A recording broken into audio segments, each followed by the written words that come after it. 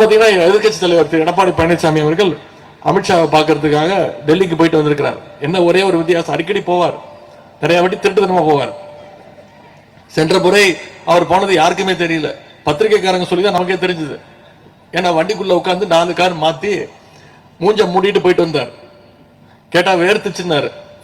ஆனா இந்த முறை சொல்லிட்டு போறாரு, பத்திரிகைக்காரங்களாம் அழைச்சிட்டு இந்த மாதிரி பாருங்க, போன வாட்டி மாதிரி பண்ணிடாதீங்க, என்ன அசிங்கப்படுத்தாதீங்க, உங்ககிட்ட சொல்லிட்டே போறேன் அப்படின்னு இந்த முறை சொல்லிட்டு போயிருக்கிறார்.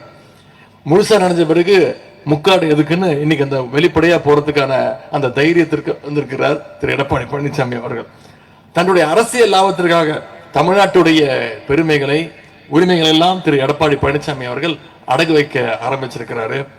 இன்னைக்கு திமுகவை வீழ்த்துவேன்னு எடப்பாடி அவர்கள் திரு ஊரா போய் சொல்லிட்டு இருக்கிறாரு, சபதம் போட்டுக்கிட்டு இருக்காரு. திமுகவை அழிப்பன்னு புறப்பட்டவன் தான் அழிஞ்சு போயிருக்காங்களே தவிர திமுகவை தொட்டு பார்க்கறது கூட இன்னும் வரைக்கும் யாரும் கிளம்பி வர முடியாது. இன்னைக்கு பழைய அடிமைகள் புதிய அடிமைகளும் சேர்ந்து வருவாங்க.